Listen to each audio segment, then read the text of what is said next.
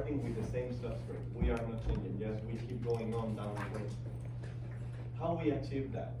If you guys remember from early metabolism class, during the Krebs cycle and the glycolysis, we produce NADH and FADH2 that are called electron carriers. Those electrons are loaded of energy from the molecules that the cell is metabolizing. So if we drive those electrons, find a way to transform the energy in a way that the cell can use, and in this case it's going to be a proton gradient, we are going to achieve a whole, it's kind of like a battery. We load a battery with the energy of those electrons, and then we use that energy to produce the ATP in the mitochondria. That's why we achieve a high efficiency of energy generation. So this is the electron transport chain. It's basically 4 huge multiprotein complexes that are embedded into the inner mitochondrial membrane. So we are talking here that on the one side we have the mitochondrial matrix, and the other side we have the intermembrane space, and a final complex that is the blue one, the complex 5, that doesn't transport electron, but is the key of the movie here. Is gonna be the one using that energy, storing the battery of the protons to generate ATP. So how this works is we are gonna be transferring electrons from one complex to another, and that is going to be generating energy. So we start with complex 1, they jump to complex 3, they jump to complex 4, or complex 2, complex 3, complex 4. Since these are protein complexes, and let's say that they don't move, we need something that is going to move the electrons from complex to complex, that are called the electrons carriers. So we have the ubiquinone here that transport electrons from complex 1 to complex 3, or from complex 2 to complex 3. And then we have the cytochrome C that is going to transfer the electrons from complex 3 to complex 4. And of course, those electrons needs a final place, a final house to live in that is going to be permanent. Where is that? That's the oxygen. That is the simple reaction. We get oxygen, we give the electrons to oxygen, and we generate water. So that's why it's called oxidative metabolism, because we are going to be oxidating the substrate and we are going to end up in the oxygen. We need, and it's aerobic because we need the oxygen. Without oxygen, the mitochondria is not going to work. How we move those electrons and generate the battery of energy, the proton gradient that is going to generate the ATP. This is going to be a series of oxidoreduction reactions. Basically, whenever we talk about redox, we are talking about transferring of electrons. So we are going to have an electron donor that is going to get rid of electrons, and it means it gets oxidized. On the other hand, we have an electron acceptor. Whenever something gets electrons, gets reduced. So someone told me this when I was in chemistry school, and I still keep using it to don't forget. So things about it, like red plus, ox minus. So plus means gaining electrons, minus means losing electrons. So oxidation, lose electrons, reductions, gains electrons. And this is still helping me, so just in case. Because like, people start to talk all fast, like, oh, this oxidized, this reduced, and I'm always in my head like plus, minus, so. It's always the opposite of what I thought. Reduce seems like it should be losing something, but. Yes, and then like you start to thinking the charge is like, oh, they are getting negative charge, why a positive, but it's like gaining, losing. Like electrons are like money, that's how the professor said. So plus, more electrons, minus, less electrons. There you go. So there is a spontaneous transfer of electrons. So this means that we are moving from less electronegative to more electronegative. Electronegative means how much they like the electrons. When something is very electronegative, it's going to be very eager to release the electrons to another molecule, unless the other molecule is more electronegative. And of course, when something is lower in the electron transport chain, when something is more electronegative, those electrons are going to have less energy. So think about it like a stair. In the top of the stair, we have the electrons from the NADH and the FADH2, the ones that are coming directly from the metabolic substrates, that they are loaded of energy. Each time that electron is transferred, goes one step down in the stairs. They are in a less energetic level. But of course, there is the universal law that says we cannot create energy, we cannot destroy energy. We just need to transform that energy. So when we go down one step in that stair, there is a piece of energy that is not there anymore. What we are doing with that energy, that's the energy that we are using to create the proton gradient that is gonna then generate the ATP. So by basically exhaust of energy of the electrons, we increase the energy of that proton gradient. So basically, let's say that this is the first carrier of whatever electron system. It's oxidized, it's hanging there, has not a lot of electrons, so we are in an oxidized status. Then the electrons arrive. It releases protons and also gets reduced, because now, remember, the plus gets reduced, gets more electrons in there. Then we have another carrier. That carrier is at a less energetic level. Oh, sorry, something in the animations got crazy here. But basically, this reduced carrier is going to release the electrons to the next player of the game. Those electrons are get by that carrier that is oxidized, and is going to release protons and get reduced because gain electrons. So basically, we transfer the electrons from the top part in blue to the bottom part in green. We move protons in the way, and we are at a lower energetic level because the part of the energy was used to move those protons. So again, that's the key of the thing. The energy of the electrons is used to move the protons. And so basically we're transferring the energy of the electrons into an electrochemical gradient. Why we need energy here? Because when we move something, a chemical, ion, a proton, from a place that has high concentration to a low concentration, that's a spontaneous process, because concentrations tend to be equilibrated.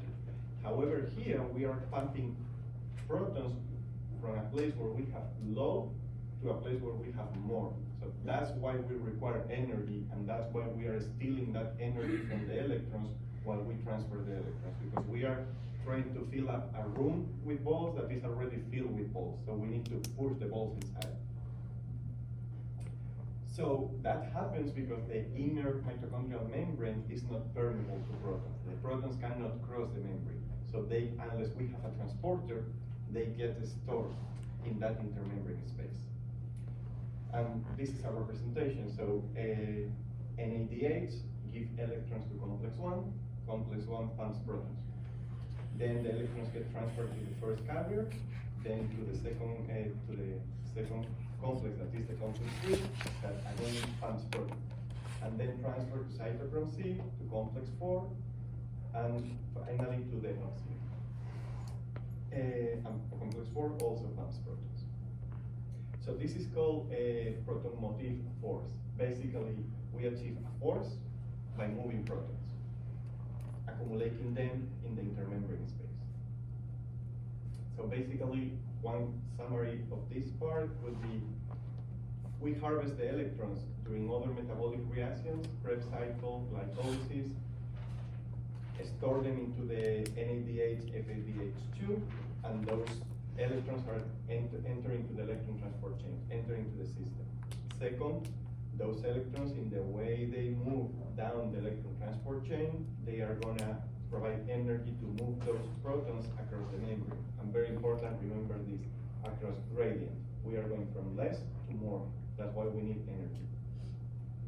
Number 3, the oxygen is gonna be the garbage disposal of those electrons. We cannot have free electrons over there because we are gonna create chemical issues. So oxygen is gonna be in charge to clear up those electrons. It's a molecule that is abundant, that we have developed a whole system in our body to make sure that we deliver oxygen to any single cell of our body. And another advantage is that the molecule that results of that processing of electrons by the oxygen is water, that we need and that is everywhere. So it's the perfect deal. We use something very abundant and we generate something that is not waste. That's the main part of the story. Of course, this transfer of electrons is not perfect. We always have some leak of electrons, or not all the oxygens gets the amount of electrons that they need to be converted into water. That's why when we start to talk about like oxidative stress and generation of reactive oxygen species, those are part of oxygen that they are not oxygen, they are not water. They are somewhere in between, and they can damage a lot of components in the cell. So I'm just saying this because it's not part of the electron transport chains, but just to make you think happen, guys, think that no system is perfect. We are here, I mean, in the way I'm telling you, it looks perfect, but it's not perfect. So there is also a bad side of the story here, and is the generation of oxidants while we are trying to get the much amount of energy that we can. Of course, we are getting close to the end of the story. We still have the complex 5 here, the ATP synthase. That is basically the way the protons are gonna go back into the mitochondrial matrix. It's basically a channel for protons, so they go now free across the gradient from more to less. So again, this movement is, the term is dissipating the energy that we have stored in the proton gradient of concentration here. So we need to transform that energy into something. So the ATP synthase has been designed by evolution to use that energy that the protons are releasing when they move freely and put that into the bond of phosphate-phosphate in the ATP. Just to have a quick, I don't want to get hardcore on this because each complex can be like a whole-hour presentation. Yes, how they are composed, what they have inside, and I don't want you to go through that, and I don't want myself to go through that because I'm not sure if I understand the whole thing. So They're special protein complexes. Let's keep it simple. So the complex 1 is called NADH ubiquinone oxidoreductase. So the name is very easy. Oxidoreductase is going to oxidize and reduce things. And it's transferring electrons from the NADH to the ubiquinone. That is the first electron carrier. So this guy is going to pump 4 protons into the intermembrane space and transfer 2 electrons and 2 protons to the coenzyme Q, and 1 NADH is recycled back to NAD. So that can go back to glycolysis, to Krebs cycle, and keep bringing back protons. Electrons. Second is the complex 2, is the succinate dehydrogenase. This actually is one of the enzymes of the Krebs cycle. Whenever we see a representation of the Krebs cycle, it's like a circle in the middle of the mitochondria, but actually one of the complexes that carries one of the reaction is also in the electron transport chains and is bound to the inner mitochondrial membrane. So this one uses FDH2, also to coenzyme Q or ubiquinone is the same thing. So same electron carrier than the complex 1. But this one, since its function is more specialized in keep the Krebs cycle rolling by conversion succinate into fumarate, this is not gonna pump protons.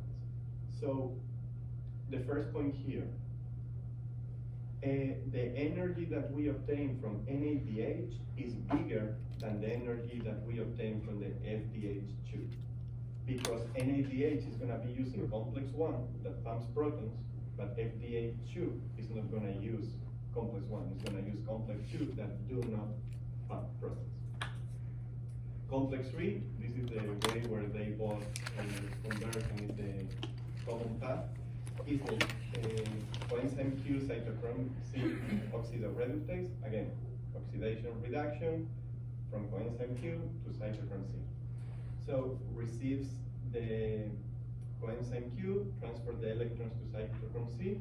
So it's going to transfer 4 protons into the intermembrane space, but by the chemical reaction that happened inside and the electron transfer, is going to bring back 2 protons. So the overall is 2. So less energy production than complex 1, and makes sense here. Remember that the electrons are going from more energy to less energy. So complex 1 is pumping more protons, transferring more energy than complex 3. And finally, complex 4, cytochrome C oxidase. So this is the final acceptor, pumps 2 protons, overall from the initial NADH, and is the one that is in charge to take out the trash, give the electrons to the oxygen to generate water. And we have the Cyprian, the complex 5, that do not transport electrons. And I remember this because it was one of my test questions that I was always failing in metabolism test when I was in college. I was always forgetting that the complex 5 does not transport electrons, okay? Transports protons. So we have, it's kind of like a thing like about a motor. We are gonna pump something through it, and that's gonna create a movement, and it's actually a movement. There is a video after that you will see that it. He's got a video. Hopefully it works. So basically it's gonna use that movements of protons to create ATP. This is how it looks. And basically we have linker subunits that keeps everything in place, everything together. We have proton feeder subunits that are the subunits that grab the protons in the intermembrane space and put it into the complex. Proton transporters that allow the proton to go through the complex. ADP and phosphate binding subunits, that's very important. If we are going to create ATP, we need ADP and a phosphate to put it together and create ATP. And the catalytic subunits that are the ones that basically smash ones against other and create the high energy bond between the two phosphates. So let's see if this works.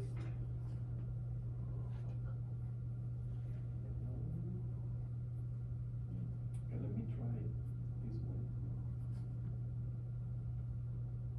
We don't have internet, why not? Okay, let's see.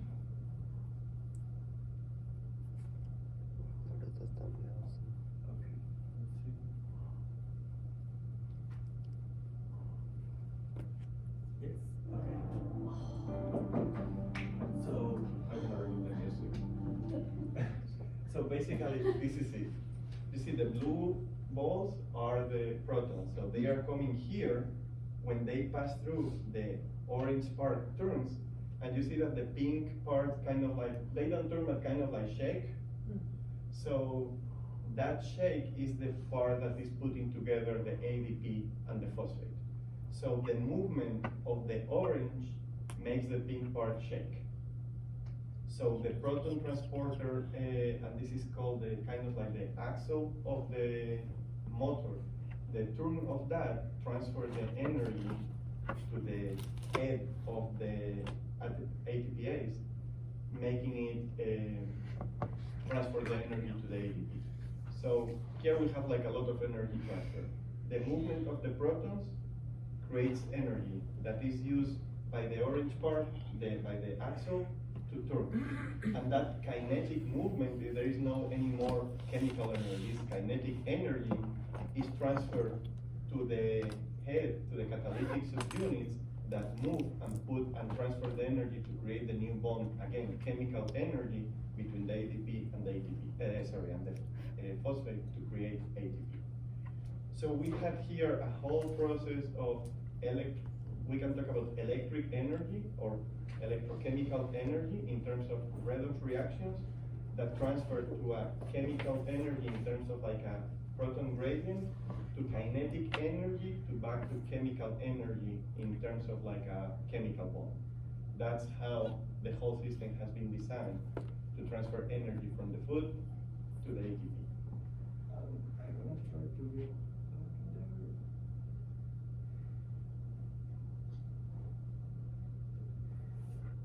okay. Any questions till here? Okay, so now we go to something more practical. This is beautiful, but how can I see? If I have something in the lab, how can I measure how the mitochondria work? So one of the most classical things is measure the oxygen consumption. It can be done in intact cells or tissues or in isolated mitochondria. Isolated mitochondria is easier. If we are using intact cells, we need to put a detergent to create pores in the cell membrane to be able to exchange substance with whatever we add to the medium we are carrying the experiment. So that always adds extra hassle to the story. You need to titrate the detergent because you can create a lot of pores that you basically destroy the cell. That is also going to affect the cytoskeleton. And mitochondria are really related to the cytoskeleton because that's how they move in the cell. So destroying the cytoskeleton can also disrupt the mitochondrial network, and we can be like getting a result that is not the expected one. So if you guys end up doing this one day, if your experiment setup allows isolated mitochondria, I would go for it as first place. At least it's gonna tell you what is happening inside the mitochondria.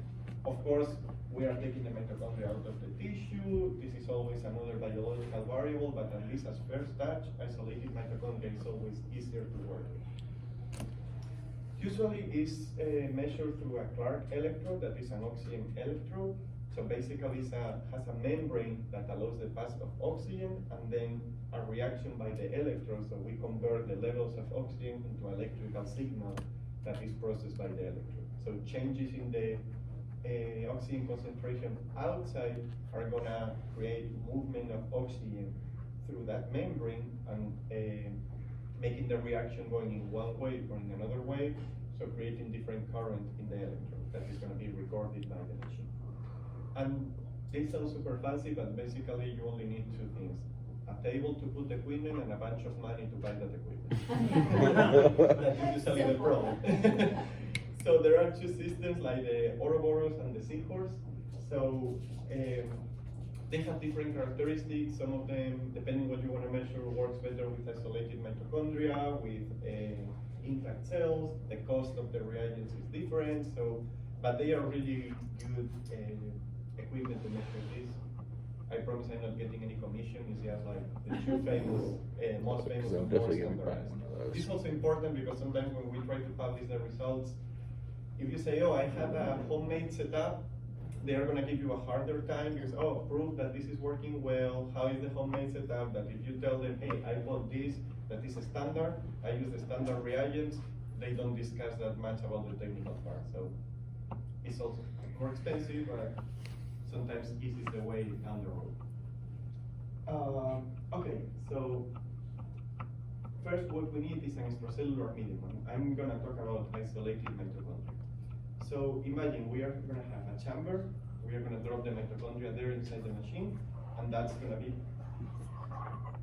okay, so I'm gonna go real quick here. I'm gonna go till the end, okay, so you save the the hardcore part. So basically what we can at the end, by adding different inhibitors to the different complexes, we are gonna get adding substrates, we are gonna get different parameters that we can measure. So at the beginning, we are getting the basal respiration of the mitochondria. They are consuming oxygen, and this is telling us how much respiration is going on. Then we are gonna inhibit the complex 5, and the oxygen consumption is gonna decrease. So that's the part of the oxygen that is related to producing ATP. Then we use an uncoupler that basically we create holes in the membrane and all the protons goes away. You know, the concert is starting, we open the gates and everyone goes there like crazy. So this is the same. All the protons goes in the matrix crazy, and that increase the oxygen consumption because now the rest of the electron transport chain has wider, easy way to pump protons because the intermembrane space is empty, so they don't need to even put effort to keep pumping protons, so the oxygen consumption increases. And then finally, we inhibit the whole electron transport chains, the oxygen consumption drops, not to zero, because there is gonna be other parts of the cells that are consuming oxygen for other reactions that are not mitochondria. So it's like the extra mitochondrial sources of oxygen consumption. Real quick, we can also measure the activity of each of the complex. By fluorescence, we can also measure the amount of protons, the degree of the gradient that we have stored in between the two membranes. I'm gonna skip this just to get so sorry for the last minute rush. You guys have any questions? That's really cool.